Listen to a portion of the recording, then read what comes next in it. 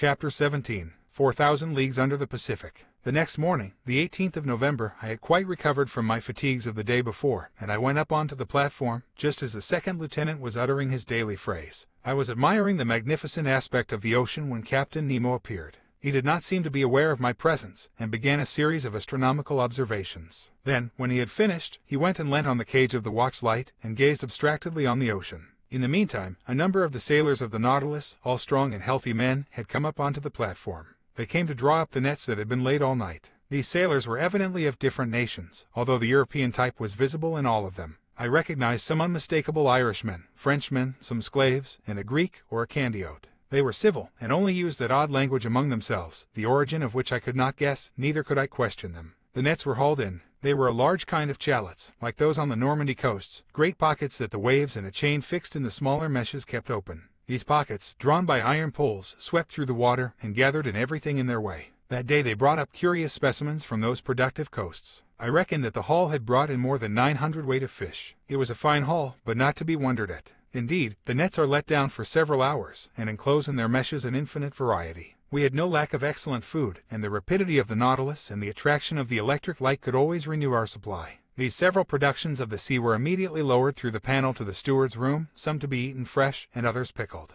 The fishing ended, the provision of air renewed, I thought that the Nautilus was about to continue its submarine excursion, and was preparing to return to my room, when, without further preamble, the captain turned to me, saying, "Professor, is not this ocean gifted with real life? It has its tempers and its gentle moods. Yesterday it slept as we did, and now it has woke after a quiet night. Look," he continued, "it wakes under the caresses of the sun. It is going to renew its diurnal existence. It is an interesting study to watch the play of its organization. It has a pulse, arteries, spasms, and I agree with the learned Maury, who discovered in it a circulation as real as the circulation of blood in animals. Yes, the ocean has indeed circulation, and to promote it, the Creator has caused things to multiply in it, caloric, salt, and animalculae." When Captain Nemo spoke thus, he seemed altogether changed, and aroused an extraordinary emotion in me. Also, he added, "True existence is there, and I can imagine the foundations of nautical towns, clusters of submarine houses, which, like the Nautilus, would ascend every morning to breathe at the surface of the water, free towns, independent cities. Yet who knows whether some despot—" Captain Nemo finished his sentence with a violent gesture. Then, addressing me as if to chase away some sorrowful thought,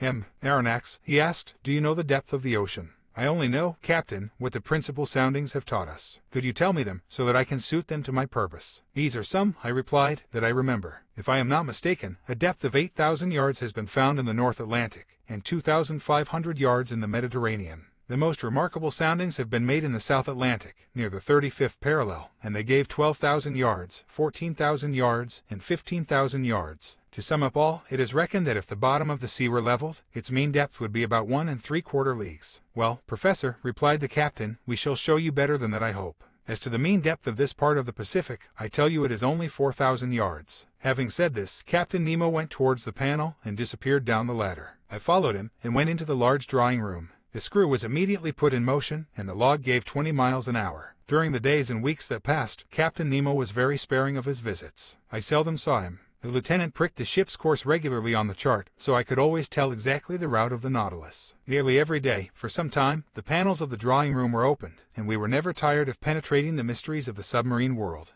The general direction of the Nautilus was southeast, and it kept between 100 and 150 yards of depth. One day, however, I do not know why, being drawn diagonally by means of the inclined planes, it touched the bed of the sea. The thermometer indicated a temperature of 4.25, a temperature that at this depth seemed common to all latitudes. At 3 o'clock in the morning of the 26th of November the Nautilus crossed the Tropic of Cancer at 172° long. On 27th instant it sighted the Sandwich Islands, where Cook died, February 14, 1779. We had then gone 4,860 leagues from our starting point. In the morning, when I went on the platform, I saw 2 miles to windward, Hawaii, the largest of the 7 islands that form the group. I saw clearly the cultivated ranges, and the several mountain chains that run parallel with the side, and the volcanoes that overtop Mount Aria, which rise 5,000 yards above the level of the sea. Besides other things the nets brought up, were several flabellarii and graceful polypi that are peculiar to that part of the ocean. The direction of the Nautilus was still to the southeast. It crossed the equator December 1st, in 142° long.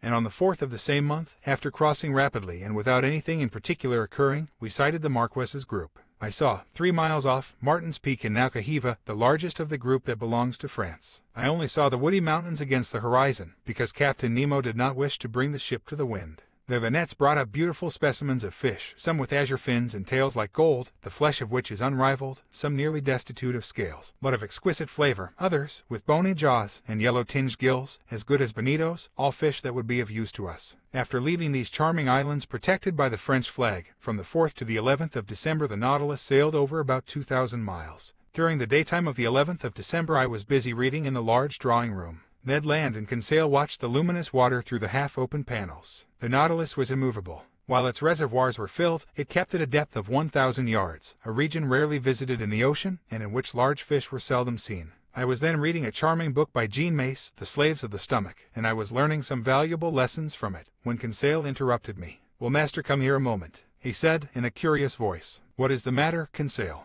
"I want master to look." I rose, went, and leaned on my elbows before the panes and watched. In a full electric light, an enormous black mass, quite immovable, was suspended in the midst of the waters. I watched it attentively, seeking to find out the nature of this gigantic cetacean. But a sudden thought crossed my mind. "A vessel," I said, half aloud. "Yes," replied the Canadian, "a disabled ship that has sunk perpendicularly." Ned Land was right. We were close to a vessel of which the tattered shrouds still hung from their chains. The keel seemed to be in good order, and it had been wrecked at most some few hours. 3 stumps of masts, broken off about 2 feet above the bridge, showed that the vessel had had to sacrifice its masts. But, lying on its side, it had filled, and it was heeling over to port. This skeleton of what it had once been was a sad spectacle as it lay lost under the waves, but sadder still was the sight of the bridge, where some corpses, bound with ropes, were still lying. I counted 5, 4 men, one of whom was standing at the helm, and a woman standing by the poop, holding an infant in her arms. She was quite young. I could distinguish her features, which the water had not decomposed, by the brilliant light from the Nautilus. In one despairing effort, she had raised her infant above her head, poor little thing,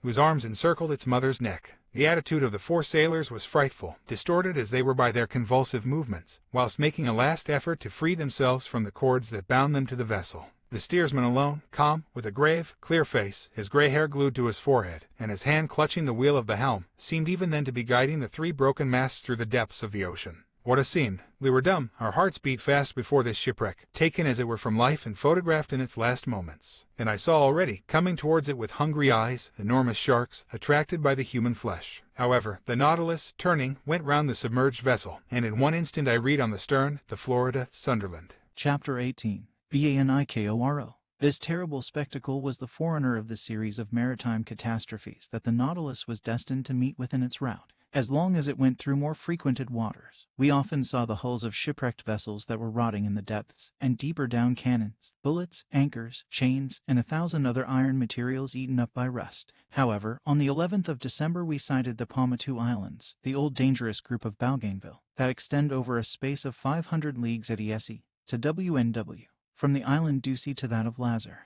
This group covers an area of 370 square leagues, and it is formed of 60 groups of islands, among which the Gambier group is remarkable, over which France exercises sway. These are coral islands, slowly raised, but continuous, created by the daily work of polypi. Then this new island will be joined later on to the neighboring groups, and a 5th continent will stretch from New Zealand and New Caledonia, and from thence to the Marquesas. One day, when I was suggesting this theory to Captain Nemo, he replied coldly, "The Earth does not want new continents, but new men." Chance had conducted the Nautilus towards the island of Clermont-Tonnerre, one of the most curious of the group, that was discovered in 1822 by Captain Bell of the Minerva. I could study now the madreporal system, to which are due the islands in this ocean. Madrepores have a tissue lined with a calcareous crust, and the modifications of its structure have induced M. Milne Edwards, my worthy master, to class them into 5 sections. The animalcule that the marine polypus secretes live by millions at the bottom of their cells. Their calcareous deposits become rocks, reefs, and large and small islands. Here they form a ring, surrounding a little inland lake, that communicates with the sea by means of gaps. There they make barriers of reefs like those on the coasts of New Caledonia and the various Paumotan Islands. In other places, like those at Reunion and at Morris, they raise fringed reefs, high, straight walls, near which the depth of the ocean is considerable. Some cable lengths off the shores of the island of Clermont I admired the gigantic work accomplished by these microscopical workers. These walls are specially the work of those madrepores known as millipores, porites, madrepores, and estrias. These polypi are found particularly in the rough beds of the sea, near the surface, and consequently it is from the upper part that they begin their operations, in which they bury themselves by degrees with the debris of the secretions that support them. Such is, at least, Darwin's theory, who thus explains the formation of the atolls, a superior theory to that given of the foundation of the madreporical works, summits of mountains or volcanoes, that are submerged some feet below the level of the sea. I could observe closely these curious walls, for perpendicularly they were more than 300 yards deep, and our electric sheets lighted up this calcareous matter brilliantly. Replying to a question Conseil asked me as to the time these colossal barriers took to be raised, I astonished him much by telling him that learned men reckoned it about the 1/8 of an inch in 100 years. Towards evening Clermont-Tonnerre was lost in the distance, and the route of the Nautilus was sensibly changed. After having crossed the Tropic of Capricorn in 135° longitude, it sailed WNW, making again for the tropical zone. Although the summer sun was very strong, we did not suffer from heat, for at 15 or 20 fathoms below the surface, the temperature did not rise above from 10 to 12 degrees. On 15th of December, we left to the east the bewitching group of the Societies and the graceful Tahiti, Queen of the Pacific. I saw in the morning, some miles to the windward, the elevated summits of the island. These waters furnished our table with excellent fish, mackerel, bonitos, and some varieties of a sea serpent. On the 25th of December the Nautilus sailed into the midst of the New Hebrides, discovered by Quiros in 1606, and that Bougainville explored in 1768, and to which Cook gave its present name in 1773. This group is composed principally of 9 large islands, that form a band of 120 leagues NNS to SSW, between 15 deg and 2 deg S lat, and 164 deg, and 168 deg long. We passed tolerably near to the island of Oru, that at noon looked like a mass of green woods surmounted by a peak of great height. That day being Christmas Day, Ned Land seemed to regret sorely the non-celebration of Christmas, the family fate of which Protestants are so fond. I had not seen Captain Nemo for a week, when, on the morning of the 27th, he came into the large drawing-room, always seeming as if he had seen you 5 minutes before. I was busily tracing the route of the Nautilus on the planisphere. The captain came up to me, put his finger on one spot on the chart, and said this single word, Vanikoro. The effect was magical. It was the name of the islands on which Le Perros had been lost. I rose suddenly. "The Nautilus has brought us to Vanikoro?" I asked. "Yes, Professor," said the captain, "and I can visit the celebrated islands where the Bowsole and the Astrolabe struck. If you like, Professor." "When shall we be there?" "We are there now." Followed by Captain Nemo, I went up onto the platform and greedily scanned the horizon. To the knee, 2 volcanic islands emerged of unequal size, surrounded by a coral reef that measured 40 miles in circumference. We were close to Vanikoro, really the one to which Dumont d'Urville gave the name of Isle de la Recherche, and exactly facing the little harbor of Vanu, situated in 16 deg 4 feet S lat, and 164 deg 32 feet E long. The earth seemed covered with verdure from the shore to the summits in the interior, that were crowned by Mount Capogo, 476 feet high. The Nautilus, having passed the outer belt of rocks by a narrow strait, found itself among breakers where the sea was from 30 to 40 fathoms deep. Under the verdant shade of some mangroves I perceived some savages, who appeared greatly surprised at our approach. In the long black body, moving between wind and water, did they not see some formidable cetacean that they regarded with suspicion? Just then Captain Nemo asked me what I knew about the wreck of Le Perros. "Only what everyone knows, Captain," I replied. "And could you tell me what everyone knows about it?" He inquired, ironically. "Easily." I related to him all that the last works of Dumont d'Urville had made known, works from which the following is a brief account. Le Perros and his second, Captain de Langle, were sent by Louis XVI in 1785 on a voyage of circumnavigation.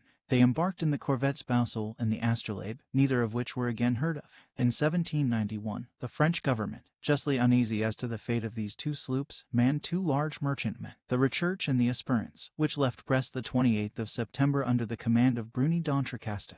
2 months after, they learned from Bowen, commander of the Albemarle, that the debris of shipwrecked vessels had been seen on the coasts of New Georgia. But D'Entrecasteaux, ignoring this communication, rather uncertain, besides, directed his course towards the Admiralty Islands, mentioned in a report of Captain Hunter's as being the place where Le Perros was wrecked. They sought in vain. The Esperance and the Recherche passed before Vanikoro without stopping there, and, in fact, this voyage was most disastrous, as it cost D'Entrecasteaux his life, and those of 2 of his lieutenants, besides several of his crew. Captain Dillon, a shrewd old Pacific sailor, was the first to find unmistakable traces of the wrecks. On the 15th of May, 1824, his vessel, the St. Patrick, passed close to Tacopia, one of the New Hebrides. There a Lascar came alongside in a canoe, sold him the handle of a sword in silver that bore the print of characters engraved on the hilt. The Lascar pretended that 6 years before, during a stay at Vanikoro, he had seen 2 Europeans that belonged to some vessels that had run aground on the reef some years ago. Dillon guessed that he meant Leperos, whose disappearance had troubled the whole world.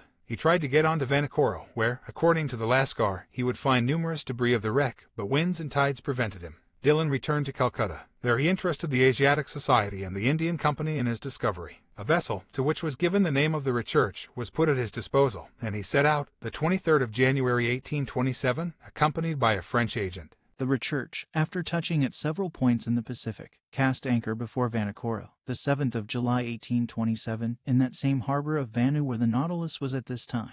There it collected numerous relics of the wreck: iron utensils, anchors, pulley strops, swivel guns, and 18 pounds shot, fragments of astronomical instruments, a piece of crown work, and a bronze clock bearing this inscription: Bazanim F8, the mark of the foundry of the arsenal at Brest about 1785. There could be no further doubt. Dillon, having made all inquiries, stayed in the unlucky place till October. Then he quitted Vanikoro and directed his course towards New Zealand, put into Calcutta the 7th of April 1828, and returned to France, where he was warmly welcomed by Charles X. But at the same time, without knowing Dillon's movements, Dumont d'Urville had already set out to find the scene of the wreck, and they had learned from a whaler that some medals and a cross of St. Louis had been found in the hands of some savages of Louisy and New Caledonia. Dumont d'Urville, commander of the Astrolabe, had then sailed, and 2 months after Dillon had left Vanikoro he put into Hobart Town. There he learned the results of Dillon's inquiries, and found that a certain James Hobbs, 2nd lieutenant of the Union of Calcutta, after landing on an island situated 8-18 feet lat and 156-30 feet long, had seen some iron bars and red stuffs used by the natives of these parts. Dumont d'Urville, much perplexed, and not knowing how to credit the reports of low-class journals, decided to follow Dillon's track. On the 10th of February, 1828, the Astrolabe appeared off Tocopia, and took as guide and interpreter a deserter found on the island, made his way to Vanikoro, sighted it on the 12th inst., lay among the reefs until the 14th, and not until the 20th did he cast anchor within the barrier in the harbor of Vanu. On the 23rd, several officers went round the island and brought back some unimportant trifles. The natives, adopting a system of denials and evasions, refused to take them to the unlucky place. This ambiguous conduct led them to believe that the natives had ill-treated the castaways, and indeed they seemed to fear that Dumont d'Urville had come to avenge Leperos and his unfortunate crew. However, on the 26th, appeased by some presents, and understanding that they had no reprisals to fear, they led M. Jacquirot to the scene of the wreck. There, in 3 or 4 fathoms of water, between the reefs of Pacu and Vanu, lay anchors, cannons, pigs of lead and iron, embedded in the limy concretions. The large boat and the whaler belonging to the Astrolabe were sent to this place, and, not without some difficulty, their crews hauled up an anchor weighing 1,800 pounds, a brass gun, some pigs of iron, and 2 copper swivel guns. Dumont d'Urville, questioning the natives, learned too that Leperos, after losing both his vessels on the reefs of this island, had constructed a smaller boat, only to be lost a second time. Where, no one knew, but the French government, fearing that Dumont d'Urville was not acquainted with Dillon's movements, had sent the sloop Bayonnaise, commanded by Legorin de Tromelin, to Vanikoro, which had been stationed on the west coast of America. The Bayonnaise cast her anchor before Vanikoro some months after the departure of the Astrolabe, but found no new document, but stated that the savages had respected the monument to Leperos. That is the substance of what I told Captain Nemo. So, he said, no one knows now where the 3rd vessel perished that was constructed by the castaways on the island of Vanikoro. No one knows. Captain Nemo said nothing, but signed to me to follow him into the large saloon. The Nautilus sank several yards below the waves, and the panels were opened. I hastened to the aperture, and under the crustaceans of coral, covered with fungi, siphonules, alcyons, madrepores, through myriads of charming fish, gyres, glyphosidri, pomphorides, diacopes, and holocenters, I recognized certain debris that the drags had not been able to tear up: iron stirrups, anchors, cannons, bullets, capstan fittings, the stem of a ship, all objects clearly proving the wreck of some vessel, and now carpeted with living flowers. While I was looking on this desolate scene, Captain Nemo said, in a sad voice, Commander Leperos set out the 7th of December 1785, with his vessels La Boussole and the Astrolabe. He first cast anchor at Botany Bay, visited the Friendly Isles, New Caledonia, then directed his course towards Santa Cruz and put into Namalca, one of the Happy group. Then his vessels struck on the unknown reefs of Vanikoro. The Boussole, which went first, ran aground on the southerly coast. The Astrolabe went to its help and ran aground too. The first vessel was destroyed almost immediately. The second, stranded under the wind, resisted some days. The natives made the castaways welcome. They installed themselves in the island, and constructed a smaller boat with the debris of the 2 large ones. Some sailors stayed willingly at Vanikoro. The others, weak and ill, set out with Leperos. They directed their course towards the Solomon Islands, and there perished, with everything, on the westerly coast of the chief island of the group, between Capes Deception and Satisfaction. How do you know that? By this, that I found on the spot where was the last wreck. Captain Nemo showed me a tin plate box, stamped with the French arms, and corroded by the salt water. He opened it, and I saw a bundle of papers, yellow but still readable. They were the instructions of the naval minister to Commander La Pérouse, annotated in the margin in Louis XVI's handwriting. "Ah, it is a fine death for a sailor," said Captain Nemo at last. "A coral tomb makes a quiet grave, and I trust that I and my comrades will find no other." Chapter 19. Torres Straits. During the night of the 27th or 28th of December, the Nautilus left the shores of Vanikoro with great speed. Her course was southwesterly, and in 3 days she had gone over the 750 leagues that separated it from La Pérouse's group in the southeast point of Papua. Early on the 1st of January, 1863, Conseil joined me on the platform. "Master, will you permit me to wish you a happy new year?" What, Conseil? Exactly as if I was at Paris in my study at the Jardin des Plantes? Well, I accept your good wishes, and thank you for them. Only, I will ask you what you mean by a happy new year under our circumstances. Do you mean the year that will bring us to the end of our imprisonment? Or the year that sees us continue this strange voyage? Really, I do not know how to answer, master. We are sure to see curious things, and for the last 2 months we have not had time for dullness. The last marvel is always the most astonishing, and, if we continue this progression, I do not know how it will end.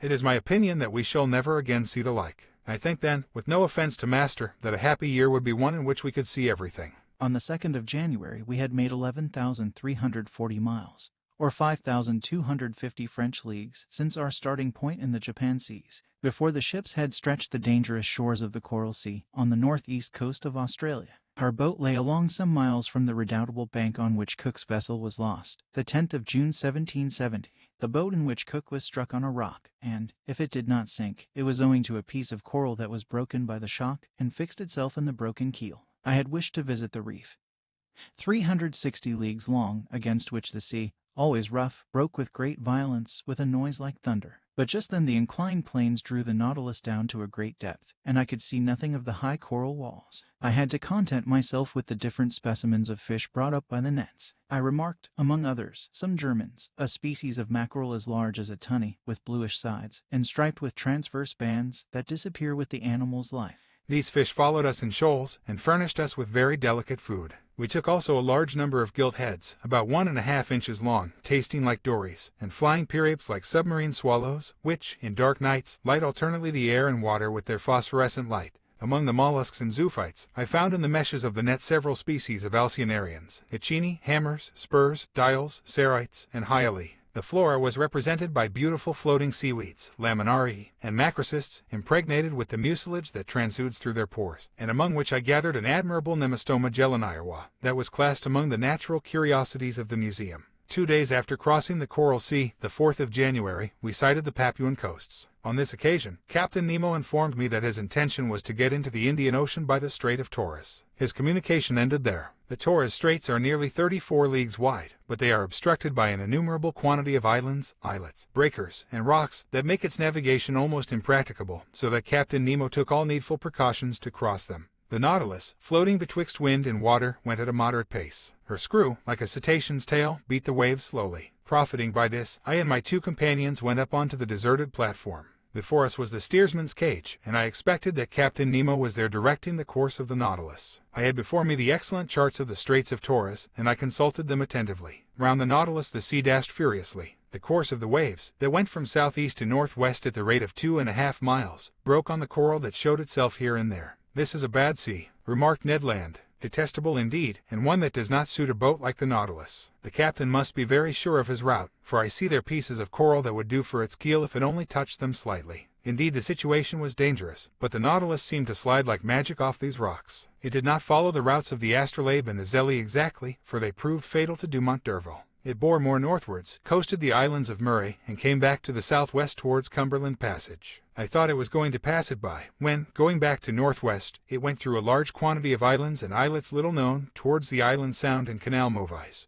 I wondered if Captain Nemo, foolishly imprudent, would steer his vessel into that pass where Dumont d'Urville's 2 corvettes touched, when, swerving again, and cutting straight through to the west, he steered for the island of Gilboa. It was then 3 in the afternoon. The tide began to recede, being quite full. The Nautilus approached the island that I still saw, with its remarkable border of screw pines. He stood off it at about 2 miles distant. Suddenly a shock overthrew me. The Nautilus just touched a rock and stayed immovable, laying lightly to port side. When I rose, I perceived Captain Nemo and his lieutenant on the platform. They were examining the situation of the vessel and exchanging words in their incomprehensible dialect. She was situated thus: 2 miles on the starboard side appeared Gilboa, stretching from north to west like an immense arm. Towards the south and east some coral showed itself, left by the ebb. We had run aground, and in one of those seas where the tides are middling, a sorry matter for the floating of the Nautilus. However, the vessel had not suffered, for her keel was solidly joined. But, if she could neither glide off nor move, she ran the risk of being forever fastened to these rocks, and then Captain Nemo's submarine vessel would be done for. I was reflecting thus, when the captain, cool and calm, always master of himself, approached me. "An accident?" I asked. "No, an incident. But an incident that will oblige you perhaps to become an inhabitant of this land from which you flee." Captain Nemo looked at me curiously, and made a negative gesture, as much as to say that nothing would force him to set foot on terra firma again.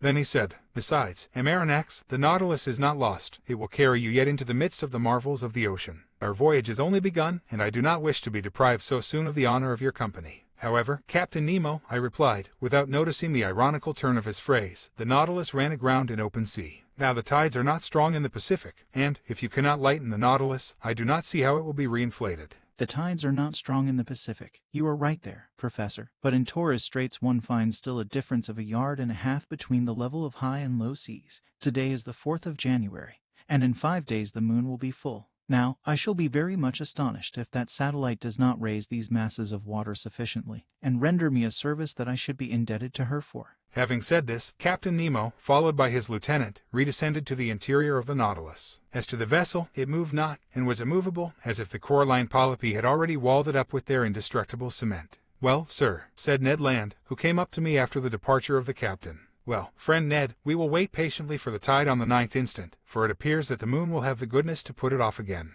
Really, and this captain is not going to cast anchor at all, since the tide will suffice," said Conseil, simply. The Canadian looked at Conseil, then shrugged his shoulders. "Sir, you may believe me when I tell you that this piece of iron will navigate neither on nor under the sea again. It is only fit to be sold for its weight. I think, therefore, that the time has come to part company with Captain Nemo." Friend Ned, I do not despair of this stout Nautilus, as you do, and in 4 days we shall know what to hold to on the Pacific tides. Besides, flight might be possible if we were in sight of the English or Provencal coast.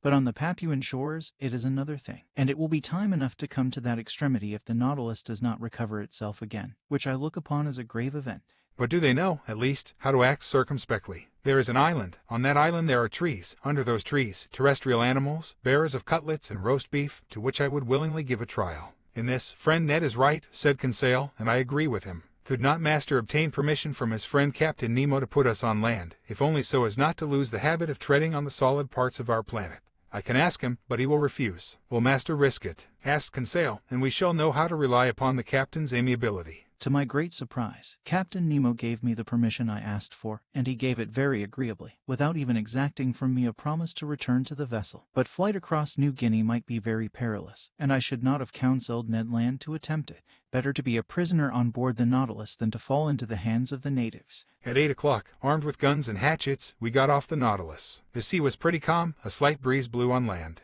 Conseil and I rowing, we sped along quickly, and Ned steered in the straight passage that the breakers left between them. The boat was well handled, and moved rapidly. Ned Land could not restrain his joy. He was like a prisoner that had escaped from prison, and knew not that it was necessary to re-enter it. "Meat. We are going to eat some meat, and what meat?" he replied. "Real game. No, bread, indeed. I do not say that fish is not good, we must not abuse it, but a piece of fresh venison, grilled on live coals, will agreeably vary our ordinary course." "Glutton," said Conseil, "he makes my mouth water." "It remains to be seen," I said, "if these forests are full of game, and if the game is not such as will hunt the hunter himself." "Well said, Amaranax," replied the Canadian, whose teeth seemed sharpened like the edge of a hatchet, "but I will eat tiger, loin of tiger, if there is no other quadruped on this island." "Friend Ned is uneasy about it," said Conseil. "Whatever it may be," continued Ned Land, "every animal with 4 paws without feathers, or with 2 paws without feathers, will be saluted by my first shot." "Very well. Master Land's imprudences are beginning." "Never fear, Amaranax," replied the Canadian, "I do not want 25 minutes to offer you a dish of my sort." At 8:30 the Nautilus boat ran softly aground on a heavy sand, after having happily passed the coral reef that surrounds the island of Gilboa. Chapter 20. A few days on land. I was much impressed on touching land. Ned Land tried the soil with his feet, as if to take possession of it. However, it was only 2 months before that we had become, according to Captain Nemo, passengers on board the Nautilus, but, in reality, prisoners of its commander. In a few minutes we were within musket shot of the coast. The whole horizon was hidden behind a beautiful curtain of forests. Enormous trees, the trunks of which attained a height of 200 feet, were tied to each other by garlands of bindweed, real natural hammocks, which a light breeze rocked. They were mimosas, figs, hibisci, and palm trees, mingled together in profusion, and under the shelter of their verdant vault grew orchids, leguminous plants, and ferns. But, without noticing all these beautiful specimens of Papuan flora, the Canadian abandoned the agreeable for the useful. He discovered a cocoa tree, beat down some of the fruit, broke them, and we drank the milk and ate the nut with a satisfaction that protested against the ordinary food on the Nautilus. "Excellent," said Ned Land. "Exquisite," replied Conseil. "And I do not think," said the Canadian, "that he would object to our introducing a cargo of cocoa nuts on board." "I do not think he would, but he would not taste them." "So much the worse for him," said Conseil. "And so much the better for us," replied Ned Land. "There will be more for us." "One word only, Master Land," I said to the harpooner, who was beginning to ravage another cocoa nut tree. "Cocoa nuts are good things, but before filling the canoe with them it would be wise to reconnoiter and see if the island does not produce some substance not less useful. Fresh vegetables would be welcome on board the Nautilus." "Master is right," replied Conseil, "and I propose to reserve 3 places in our vessel, one for fruits, the other for vegetables, and the third for the venison, of which I have not yet seen the smallest specimen." "Conseil, we must not despair," said the Canadian. "Let us continue," I returned, "and lie in wait. Although the island seems uninhabited, it might still contain some individuals that would be less hard than we on the nature of game." "Ho, ho," said Ned Land, moving his jaws significantly. "Well, Ned," said Conseil. "My word," returned the Canadian, "I begin to understand the charms of anthropophagy." Ned, what are you saying? You, a man-eater. I should not feel safe with you, especially as I share your cabin. I might perhaps wake one day to find myself half devoured. Friend Conseil, I like you much, but not enough to eat you unnecessarily." "I would not trust you," replied Conseil. "But enough. We must absolutely bring down some game to satisfy this cannibal, or else one of these fine mornings, Master will find only pieces of his servant to serve him." While we were talking thus, we were penetrating the somber arches of the forest, and for 2 hours we surveyed it in all directions. Chance rewarded our search for eatable vegetables, and one of the most useful products of the tropical zones furnished us with precious food that we missed on board. I would speak of the breadfruit tree, very abundant in the island of Gilboa, and I remarked chiefly the variety destitute of seeds, which bears in Malaya the name of rima. Ned Land knew these fruits well. He had already eaten many during his numerous voyages, and he knew how to prepare the eatable substance. Moreover, the sight of them excited him, and he could contain himself no longer. "Master," he said, "I shall die if I do not taste a little of this breadfruit pie." "Taste it, friend Ned, taste it as you want. We are here to make experiments, make them. It won't take long," said the Canadian. And, provided with a lentil, he lighted a fire of dead wood that crackled joyously. During this time, Conseil and I chose the best fruits of the breadfruit. Some had not then attained a sufficient degree of maturity, and their thick skin covered a white but rather fibrous pulp. Others, the greater number yellow and gelatinous, waited only to be picked. These fruits enclosed no kernel. Conseil brought a dozen to Ned Land, who placed them on a coal fire, after having cut them in thick slices, and while doing this repeating, "You will see, Master, how good this bread is. More so when one has been deprived of it so long. It is not even bread," added he, "but a delicate pastry. You have eaten none, Master?" "No, Ned." "Very well, prepare yourself for a juicy thing. If you do not come for more, I am no longer the king of harpooners." After some minutes, the part of the fruits that was exposed to the fire was completely roasted. The interior looked like a white pasty, a sort of soft crumb, the flavor of which was like that of an artichoke. It must be confessed this bread was excellent, and I ate of it with great relish. "What time is it now?" asked the Canadian. 2 o'clock at least," replied Conseil. "How time flies on firm ground," sighed Ned Land. "Let us be off," replied Conseil. We returned through the forest, and completed our collection by a raid upon the cabbage palms that we gathered from the tops of the trees, little beans that I recognized as the abrou of the Malays, and yams of a superior quality. We were loaded when we reached the boat, but Ned Land did not find his provisions sufficient. Fate, however, favored us. Just as we were pushing off, he perceived several trees, from 25 to 30 feet high, a species of palm tree. At last, at 5 o'clock in the evening, loaded with our riches, we quitted the shore, and half an hour after we hailed the Nautilus. No one appeared on our arrival. The enormous iron-plated cylinder seemed deserted. The provisions embarked, I descended to my chamber, and after supper slept soundly. The next day, the 6th of January, nothing new on board. Not a sound inside, not a sign of life. The boat rested along the edge, in the same place in which we had left it. We resolved to return to the island. Ned Land hoped to be more fortunate than on the day before with regard to the hunt, and wished to visit another part of the forest. At dawn we set off. The boat, carried on by the waves that flowed to shore, reached the island in a few minutes. We landed, and, thinking that it was better to give in to the Canadian, we followed Ned Land, whose long limbs threatened to distance us. He wound up the coast towards the west, then, fording some torrents, he gained the high plain that was bordered with admirable forest. Some kingfishers were rambling along the watercourses, but they would not let themselves be approached. Their circumspection proved to me that these birds knew what to expect from bipeds of our species, and I concluded that, if the island was not inhabited, at least human beings occasionally frequented it. After crossing a rather large prairie, we arrived at the skirts of a little wood that was enlivened by the songs and flight of a large number of birds. "There are only birds," said Conseil. "But they are eatable," replied the harpooner. "I do not agree with you, friend Ned, for I see only parrots there." "Friend Conseil," said Ned, gravely, "the parrot is like pheasant to those who have nothing else. And," I added, "this bird, suitably prepared, is worth knife and fork." Indeed, under the thick foliage of this wood, a world of parrots were flying from branch to branch, only needing a careful education to speak the human language. For the moment, they were chattering with parrots of all colors, and grave cockatoos, who seemed to meditate upon some philosophical problem, whilst brilliant red lories passed like a piece of bunting carried away by the breeze, Papuans, with the finest azure colors, and in all a variety of winged things most charming to behold, but few eatable. However, a bird peculiar to these lands, and which has never passed the limits of the Arrow and Papuan Islands, was wanting in this collection. But fortune reserved it for me before long. After passing through a moderately thick copse, we found a plain obstructed with bushes. I saw then those magnificent birds, the disposition of whose long feathers obliges them to fly against the wind. Their undulating flight, graceful aerial curves, and the shading of their colors, attracted and charmed one's looks. I had no trouble in recognizing them. "Birds of paradise," I exclaimed. "The Malays, who carry on a great trade in these birds with the Chinese, have several means that we could not employ for taking them. Sometimes they put snares on the top of high trees that the birds of paradise prefer to frequent. Sometimes they catch them with a viscous birdlime that paralyzes their movements. They even go so far as to poison the fountains that the birds generally drink from. But we were obliged to fire at them during flight, which gave us few chances to bring them down, and, indeed, we vainly exhausted one half our ammunition. About 11 o'clock in the morning, the first range of mountains that formed the center of the island was traversed, and we had killed nothing. Hunger drove us on. The hunters had relied on the products of the chase, and they were wrong. Happily Conseil, to his great surprise, made a double shot and secured breakfast. He brought down a white pigeon and a wood pigeon, which, cleverly plucked and suspended from a skewer, was roasted before a red fire of dead wood. While these interesting birds were cooking, Ned prepared the fruit of the bread tree. Then the wood pigeons were devoured to the bones and declared excellent.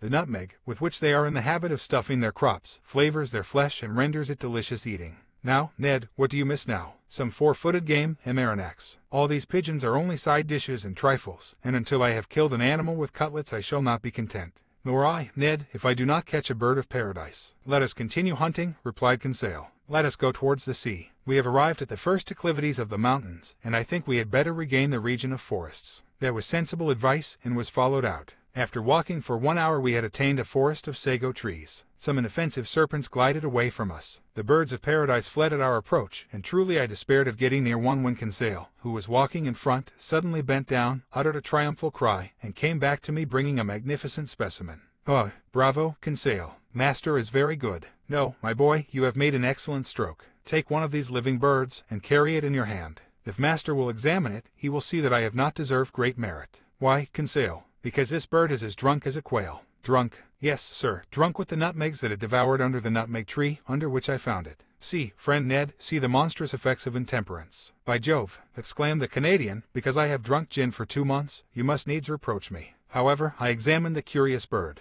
Conseil was right. The bird, drunk with the juice, was quite powerless. It could not fly, it could hardly walk. This bird belonged to the most beautiful of the 8 species that are found in Papua and in the neighboring islands. It was the large emerald bird, the most rare kind. It measured 3 feet in length. Its head was comparatively small, its eyes placed near the opening of the beak, and also small. But the shades of color were beautiful, having a yellow beak, brown feet and claws, nut-colored wings with purple tips, pale yellow at the back of the neck and head, and emerald color at the throat, chestnut on the breast and belly. 2 horned, downy nets rose from below the tail, that prolonged the long light feathers of admirable fineness, and they completed the whole of this marvelous bird, that the natives have poetically named the bird of the sun. But if my wishes were satisfied by the possession of the bird of paradise, the Canadians were not yet. Happily, about 2 o'clock, Ned Land brought down a magnificent hog, from the brood of those the natives call bari outang. The animal came in time for us to procure real quadruped meat, and he was well received. Ned Land was very proud of his shot. The hog, hit by the electric ball, fell stone dead. The Canadian skinned and cleaned it properly, after having taken half a dozen cutlets, destined to furnish us with a grilled repast in the evening. Then the hunt was resumed, which was still more marked by Ned and Conseil's exploits. Indeed, the two friends, beating the bushes, roused a herd of kangaroos that fled and bounded along on their elastic paws. But these animals did not take to flight so rapidly but what the electric capsule could stop their course. "Ah, Professor," cried Ned Land, who was carried away by the delights of the chase, "what excellent game, and stewed, too. What a supply for the Nautilus. 2, 3, 5 down. And to think that we shall eat that flesh, and that the idiots on board shall not have a crumb." I think that, in the excess of his joy, the Canadian, if he had not talked so much, would have killed them all. But he contented himself with a single dozen of these interesting marsupials. These animals were small. They were a species of those kangaroo rabbits that live habitually in the hollows of trees, and whose speed is extreme, but they are moderately fat, and furnish, at least, estimable food. We were very satisfied with the results of the hunt. Happy Ned proposed to return to this enchanting island the next day, for he wished to depopulate it of all the eatable quadrupeds. But he had reckoned without his host. At 6 o'clock in the evening we had regained the shore. Our boat was moored to the usual place. The Nautilus, like a long rock, emerged from the waves 2 miles from the beach. Ned Land, without waiting, occupied himself about the important dinner business. He understood all about cooking well. The bari outang, grilled on the coals, soon scented the air with a delicious odor. Indeed, the dinner was excellent. 2 wood pigeons completed this extraordinary menu. The sago pasty, the articarpus bread, some mangoes, half a dozen pineapples, and the liquor fermented from some cocoa nuts, overjoyed us. I even think that my worthy companion's ideas had not all the plainness desirable. "Suppose we do not return to the Nautilus this evening," said Conseil. "Suppose we never return," added Ned Land. Just then a stone fell at our feet and cut short the harpooner's proposition. Thank you for watching. Subscribe and stay in tune for next chapter.